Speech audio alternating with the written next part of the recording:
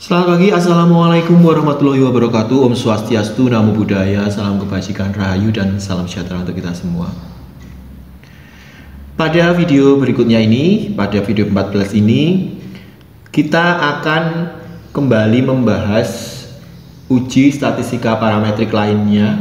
Kalau yang kemarin kita sudah contoh uji yang asosiatif, jadi hubungan ya, baik sebab akibat atau kuat dan tidaknya. Kalau sebab akibat adalah yang regresi, kalau kuat tidaknya adalah korelasi. Sedangkan kali ini kita akan melakukan statistika parametrik, tentunya ya. Inferensial itu kan bagiannya parametrik dan non parametrik. Nah, parametriknya adalah salah satunya uji satu kelompok sampel. Jadi misalnya ini ada pemain timnas voli Indonesia, ya kan, datang ya kan ke sebuah pelatihan, belum dikasih pelatihan ya kan, dilihat nih uji keterampilannya, nyemes, kemudian servis dan sebagainya ya, oper bolanya ya kan, terus dilatih ya kan, dilatih sama pelatih dengan treatment khusus, dinilai lagi misalnya 1 bulan berikutnya kemampuan smashnya, servisnya, kemampuan oper bolanya dan sebagainya, dibandingkan dari yang sebelum dikasih pelatihan sama yang sudah pelatihan. Atau kalau di dalam kelas misalnya sebelum diberi perlakuan metode pembelajaran, kamu nilai dulu siswa itu ya dengan soal tes ya kan, kemudian dikasih pembelajaran, kemudian dikasih nilai, dikasih tes post test, dibandingkan antara nilai pretest dan nilai post test begitu ya.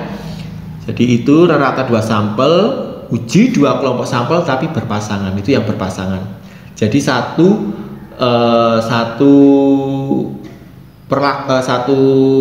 subjek penelitian ya.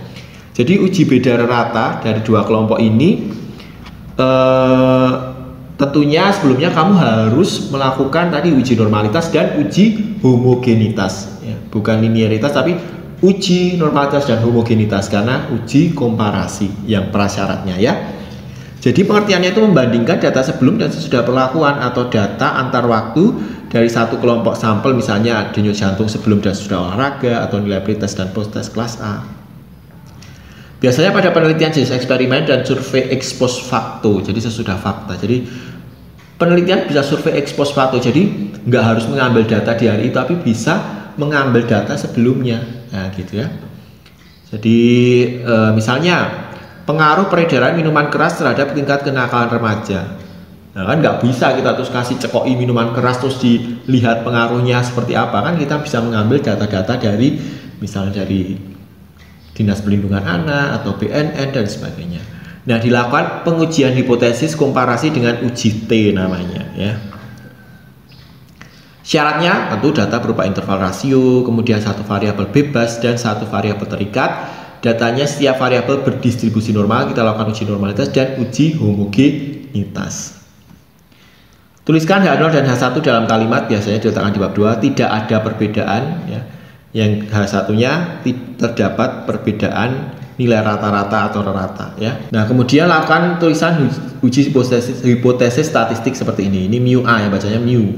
Mu A itu rata-rata sesudah treatment, mu B itu sebelum treatment, atau ada yang nulis mu 1, mu 2 ya, monggo aja. Kemudian menghitung nilai rata dari gain atau D dengan rumus D sama dengan Y min X, selisih skor sebelum dan sesudah. Kemudian kita menghitung MD, yaitu rata dari gain, jumlah D-nya dibagi N. Kemudian menghitung nilai T hitung dengan rumus T sama dengan MD dibagi akar ini ya. Lakukan uji hipotesis dengan bandingkan nilai T hitung dengan T tabel. Kemarin kita sudah bisa membaca T tabel ya, dengan taraf signifikansi alfa 5% atau 0,05. Jika T hitung kurang dari T tabel maka H0 ditolak, jika T hitungnya lebih besar T tabel maka H0 diterima, jika T hitung lebih besar dari T tabel maka H0 ditolak. Kita ke statistiknya langsung, ke Excelnya ya.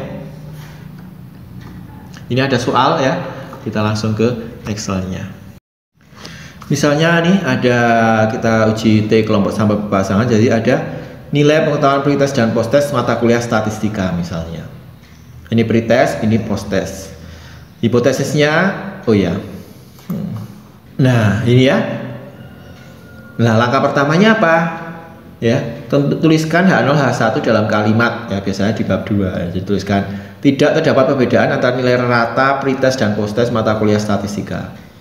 H1-nya terdapat perbedaan antara nilai rata pretest dan posttest mata kuliah statistika. Kemudian tuliskan H0 dan H1 dalam bentuk statistik, biasanya diletakkan di bab 3 ini ya. Mu A rata-rata sudah treatment dan mu B sebelum treatment. Ada yang mu 1, mu 2 yang monggo. Kemudian biasa buat tabel penolong, tabel help. Kita pindahkan data ini, blok, klik kanan copy ke tabel penolong, klik kanan paste, Ctrl V.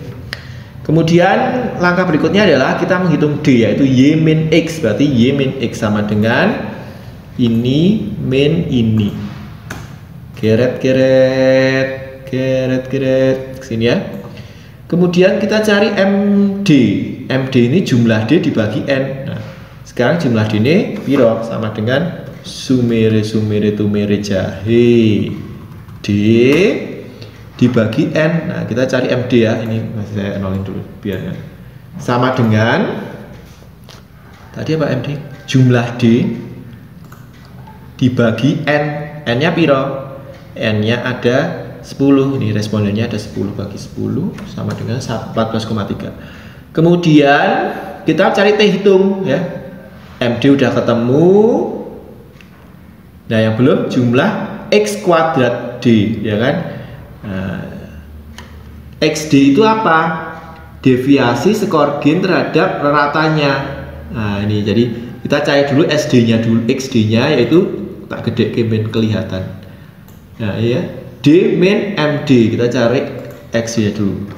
D min MD, MD ini. Nah, ingat ya, kalau begini kita shift 4 F4, pencet F4 2 kali, 1 2 enter. Kita geret. Kemudian dikuadratkan. Kita kuadratkan aja ini shift angka 6 pangkat 2 ya, kan kuadratkan pangkat 2. Enter digeret. Terus jumlahnya ya, berarti sama dengan sumere tumere jahe ya kan di 286,1. Nah, langsung kita hitung aja. T hitung tak ke bawah kan biar ingat. T hitung rumusnya sama dengan MD dibagi dalam kurung. Enggak usah dalam kurung, langsung SQRT. Akarkan SQRT ya, dalam kurung jumlah XD dibagi N-nya 10 pakai kurung ini 10 kali dalam kurung 10 min 1 kurung tutup 8,02. T hitungnya ini ya. Singkirkan. Nah, terus langkah berikutnya adalah lakukan uji probabilitas dengan membandingkan nilai T hitung dan T tabel dengan kriteria taraf signifikansi alfa 5%. Nah, kita lihat tadi respondennya ada berapa. Nah, untuk melihat T hitungnya kita perlu mencari DK-nya dulu, derajat kebebasannya atau DB. 10 datanya min 1. Nah, ini berarti ada 9, berarti kita lihat aras 0,05 dengan DK 9. Mana angka 9? Angka 9 ada di sini. Taraf 0,05 ini ya, 0,05 uji 2 pihak ini berarti 2,262 ya. 2,262. Kita tulislah T. Ini T hitung ya. T tabelnya 2,262. Oh, udah saya tulis ya, berarti tabelnya alfa DK sama dengan tabel T tabel lebih besar dari T hitung lebih besar daripada T tabel loh. T hitung lebih besar daripada T tabel.